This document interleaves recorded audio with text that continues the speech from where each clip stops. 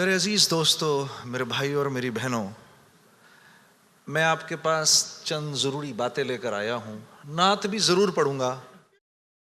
میں حیران ہوتا ہوں کہ اللہ نے یہ نعت پڑھنے کا سلسلہ شروع کروا دیا، کیونکہ تبلیغ میں نکل کے ہر ایک کی ناک میں کنڈا ڈالنا مشکل ہو جاتا ہے. تو وہ اللہ نے کوئی نعت کے ذریعے کچھ، اب آپ لوگ سب نعت سننے آئے ہوئے ہیں، تو اسی چکر میں آپ کو دو چار اپنی مرضی کی باتیں بھی سنا دیتا ہوں، پھر میں نعت بھی سنا دیتا ہوں. تو سب سے ضروری بات وہ یہ کہ جو سمجھنے کی ہے وہ یہ کہ ہم اس دنیا میں کیوں آئے ہیں. یہ سب سے امپورٹنٹ بات ہے. ہم اس دنیا کے اندر آئے ہیں ایک شاندار آخرت بنانے کے لیے. ہم اس دنیا میں کیوں آئے ہیں؟ ایک شاندار آخرت بنانے کے لیے. جو اس نیت سے دنیا میں زندگی گزارتا ہے، اللہ رب العزت دنیا اس کی خود بناتے ہیں. انسان اپنی محنت سے اپنی دنیا نہیں بنا سکتا. انسان اپنی محنت سے اپنی دنیا نہیں بنا سکتا. وہ اپنے آپ کو نہیں بنا سکتا تو باقی دنیا کیا بنائے گا؟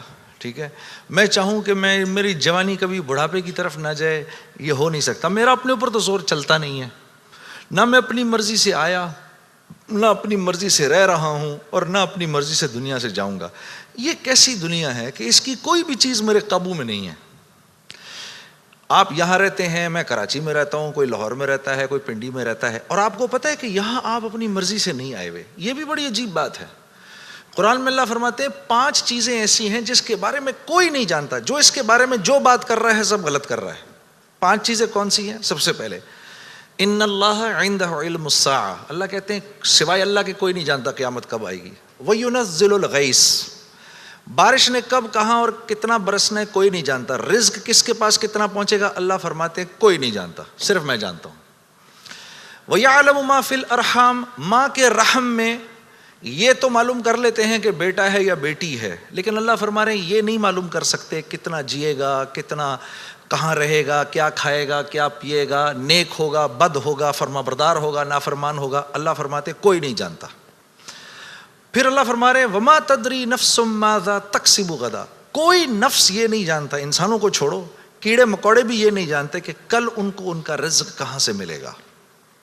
مجھے نہیں پتا تھا کہ آج میں کھانا یہاں بیٹھ کے کھاؤں گا، کوئی آئیڈیا نہیں. اللہ کہتے کوئی نہیں جانتا. پھر اللہ کہہ رہے ہیں 5ویں چیز وما تدری نفس بأی ارض تموت. کسی نفس کو نہیں پتا کہ اس کو موت کب آئے گی اور کہاں آئے گی. سلیمان علیہ السلام کے دور میں ملک الموت سے سلیمان علیہ السلام کی بڑی دوستی تھی، تو ملک الموت حضرت عزرائیل علیہ السلام یہ سلیمان علیہ السلام کے دربار میں اکثر آیا کرتے تھے. تو ایک دن دربار میں آئے تو ایک آدمی کو بار بار دیکھ رہے، وہ گھبرا گیا. کسی کو ملک الموت دیکھے اس کی ویسی جان نکل جائے گی کہ یہ مجھے، اور وہ بھی بار بار دیکھے تو ویسے ہی ہوش اڑ جائیں گے. تو اس نے سلیمان علیہ السلام سے کہا کہ جی ملک الموت مجھے بار بار دیکھ رہے ہیں، آپ ایسا کریں مجھے تو ہندوستان پہنچا دیں. تو انہوں نے ایک جن سے کہا بھائی اس کو ہندوستان پہنچا دو، تو ہندوستان پہنچا دیا ان کو. تو بعد میں سلیمان علیہ السلام نے ملک الموت سے پوچھا کہ تم اس آدمی کو بار بار کیوں دیکھ رہے تھے؟ کہتے میں حیران ہو رہا تھا کہ اللہ نے مجھے کہا کہ اس کی جان ہندوستان میں نکالو، یہ یہاں کھڑا کیا کر رہا ہے. وما تدری نفس بأی ارض تموت. کسی نفس کو نہیں پتا اس کو اس کی موت کل کہاں آئے گی. یہ 5 چیزیں کوئی نہیں جانتا. اب ان 5 چیزوں کا براہ راست ہماری زندگی سے تعلق ہے. تو پھر یہ کیسی زندگی ہے، یہ کیسی دنیا ہے جس کے بارے میں کچھ بھی نہیں جانتا. تو اللہ رب العزت نے دنیا کا بننا بگڑنا یہ انسان کے ہاتھ میں نہیں رکھا. یہ انسان کے ہاتھ میں نہیں رکھا. اور اختیار کتنا دیا؟ ہم کہتے ہیں نا بھائی انسان کو اختیار ہے. بھائی اختیار کتنا دیا؟ اختیار اتنا دیا، کسی نے حضرت علی کرم اللہ وجہ سے پوچھا کہ حضرت یہ میرے پاس دنیا میں کتنا اختیار ہے؟ کہا ایک ٹانگ اٹھاؤ اپنی. تو اس نے اپنی ایک ٹانگ اٹھا لی. کہا جی دوسری اٹھاؤ. کہا جی وہ نہیں اٹھا سکتا. کہا بس اتنا اختیار ہے تیرے پاس. انسان کے پاس اتنا اختیار ہے. اور جو اختیار ہے وہ کیا ہے یہ جاننا بڑا ضروری ہے. انسان کے پاس کیا اختیار ہے؟ اللہ نے انسان وہ واحد مخلوق ہے پوری کائنات میں جو اپنی جان کے استعمال کو بھی جانتی ہے اور چیزوں کے استعمال کو بھی جانتی ہے. انسان کے علاوہ اور کسی مخلوق کو یہ نہیں پتا کہ میں نے اپنی جان کو کیسے استعمال کرنا ہے اور چیزوں کو کیسے استعمال کرنا ہے. گھوڑے کو نہیں پتا کہ میں نے اپنے آپ کو کس کام میں لگانا ہے اور میں نے بکری کا کیا استعمال کرنا ہے. بکری کو نہیں پتا کہ میں کس کام کے لیے دنیا میں آئی ہوں، اس کو کوئی آئیڈیا نہیں ہے کہ بلی کا میں نے کیا استعمال کرنا ہے. بلی کو نہیں پتا میں کیوں آئی ہوں، اور بلی کو یہ بھی نہیں پتا کہ میں نے کتے کے ساتھ کیا کرنا ہے. ٹھیک ہے. انسان وہ واحد مخلوق ہے جس کو اللہ نے یہ شعور دیا، فَأَلْهَمَهَا فُجُورَهَا وَتَقْوَاهَا. میرے دوستو، یہ وہ آیت ہے جس کو اللہ نے 7 قسمیں کھانے کے بعد بیان کیا. 7 قسمیں کھائیں اس آیت کو بیان کرنے سے پہلے. جیسے میں کہوں میری بہن، اللہ کی قسم، رسول کی قسم، قرآن کی قسم، تیرے باپ کی قسم، تیری ماں کی قسم، 6 قسمیں تو یہ کھائیں. پھر آخر میں فرمایا وَنَفْسٍ وَمَا سَوَّاهَا. اچھا چل کسی کی قسم نہیں مانتا تو میرے بندے مجھے تیری جان کی قسم، فَأَلْهَمَهَا فُجُورَهَا وَتَقْوَاهَا. کل قیامت کے دن آ کے مجھے نہیں کہنا یا اللہ مجھے نہیں پتا تھا سیاہ کیا ہے اور سفید کیا ہے. مجھے نہیں کہنا کل یہ قیامت کے دن، کیونکہ فَأَلْهَمَهَا الہام کیا ہے، میں نے تجھے الہام کیا ہے. اچھائی اور برائی کا فرق میں نے تیرے اندر ڈالا ہے اور یہ ڈال کے تجھے دنیا میں بھیج دیا ہے. جیسے کوئی بھی معاشرہ ہو اس میں سچ اچھا سمجھا جاتا ہے، جھوٹ برا سمجھا جاتا ہے، چاہے وہ مسلمانوں کا معاشرہ ہو چاہے غیر مسلموں کا ہو. بے ایمانی ہر معاشرے میں بری سمجھی جاتی ہے، ایمانداری ہر معاشرے میں پسند کی جاتی ہے. راست بازی، سچائی، بینگ اپ رائٹ، یہ ہر معاشرے میں پسند کیا جاتا ہے، اور ظلم ہر معاشرے میں برا سمجھا جاتا ہے. جسٹس ہر معاشرے میں اچھا سمجھا جاتا ہے، قتل ہر معاشرے میں برا سمجھا جاتا ہے. تو اللہ پاک فرما رہے یہ چیزیں دے کے میں نے تمہیں دنیا میں بھیجا ہے، میں نے تمہیں تمہاری جان کا استعمال بتا دیا، چیزوں کا استعمال بھی سکھا دیا. تو یا اللہ میں نے جان کا کیا استعمال کرنا ہے، میں نے جان کا کیا استعمال کرنا ہے. ہاں تو اللہ پاک فرما رہے قد افلح من زکاہا. تو نے اپنی جان کا تزکیہ کرنا ہے تو تو کامیاب ہو جائے گا. وَقَدْ خَابَ مَنْ دَسَّاهَا. اور اگر اپنے نفس کو تو نے کھلا چھوڑ دیا تو برباد ہو جائے گا. اب ان 2 باتوں پر علماء نے تفسیروں کی تفسیریں لکھ دی ہیں. اب نفس کا تزکیہ کیا ہے؟ نفس کو ہر اس چیز سے روکنا جس کو اللہ نے منع کیا ہے، یہ نفس کا تزکیہ ہے. سامنے نامیرا عورت ہے، اب نہیں دیکھ سکتے اس کو. ہاں وہ سامنے سے آئی، نظریں جھکا لی. اب نظریں جھکا لی، اسی لمحے پچھلے سارے گناہ معاف ہو جاتے ہیں. اور اللہ ایمان کی وہ حلاوت دیتے ہیں جو آپ نماز میں محسوس کریں گے. پھر آپ نہیں کہیں گے کہ جی میں نماز پڑھتا ہوں میرا تو دھیان ادھر نکل جاتا ہے. پھر آپ نہیں کہیں گے. کان کو ہر وہ چیز سننے سے روکنا جس کو اللہ نے منع کیا، ہر اس چیز کو سننا جس کا حکم دیا. ہاتھ کو ہر اس جگہ استعمال کرنا جس کا حکم، ہر اس چیز سے روکنا جس سے منع کیا. تو نفس کا تزکیہ اللہ فرما رہے ہیں جب تم دیکھ دیکھ کر میری رعایت رکھ کے زندگی گزارو گے تو تم اس دنیا میں کامیاب ہو جاؤ گے. اور تمہیں کامیاب کون کرے گا؟ ہم کریں گے. تم خود کامیاب نہیں ہو سکتے. ہاں یہ موت کے بعد ہوگا. فرشتے اعلان کریں گے وَلَكُمْ فِيهَا مَا تَشْتَهِي أَنفُسُكُمْ. اب کیونکہ تم نے دنیا میں تو ویسے کر لیا جیسے اللہ نے چاہا، ٹھیک ہے، اللہ کی رضا پر راضی رہے، تو اب وَلَكُمْ فِيهَا مَا تَشْتَهِي، اب جو کچھ تم چاہ رہے ہو انفسکم وہ پورا ہوگا. کیوں؟ نزلا من غفور الرحیم، کیونکہ تم اب غفور الرحیم کے مہمان بننے والے ہو. تو اب جو چاہو گے پورا ہوگا. اب کہہ لو مجھے اتنے بڑے بڑے گھر چاہیے، مجھے اتنی اتنی بیویاں چاہیے، اتنی اتنی حوریں چاہیے. دنیا کی عورتیں کہہ دیں کہ مجھے اس کی شکل دوبارہ نہیں دیکھنی. ہاں جی میں آ رہا تھا نا ادھر، تو اب میرے سفر میری بیوی تنگ آ گئی تھی. تو مجھے کہنے لگی کہ اب آپ کیا کر رہے ہیں؟ میں نے کہا عائشہ اتنا بڑا کام ہے مجھے جانے دو.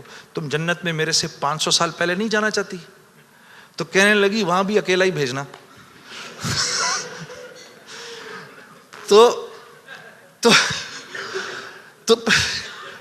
پھر مزے ہی مزے ہیں. پھر جو آپ چاہیں گے وہ ہوگا. یہاں پابند کرنا ہے اپنے آپ کو اس دنیا میں، اور پابند کرنا اپنے آپ کو یہ سب سے مشکل کام ہے. یہ سب سے مشکل کام ہے اپنے آپ کو پابند کرنا. دیکھو انہوں نے اپنے آپ کو پابند کیا میڈیکل کالج کا تو ڈاکٹر بن گئے. وہاں جو سینئر ڈاکٹرز نے کہا وہی کیا. صبح کہا 8 بجے پہنچنا ہے, 8 بجے پہنچ گئے. وہاں پر جس پیریڈ میں, جس کلاس میں, جس ڈپارٹمنٹ میں انہوں نے کہا جی پڑھو, پڑھتے رہے. اس کے بعد 4-5 سال اپنے آپ کو پابند ہی تو کر کے گزارا, تو 5 سال کے بعد ڈاکٹر بن گئے. آدمی کو اپنے آپ کو پابند کرنا پڑتا ہے. دنیا میں جس چیز کو حاصل کر رہے ہیں اس کے لیے اپنے آپ کو پابند کرنا ضروری ہے.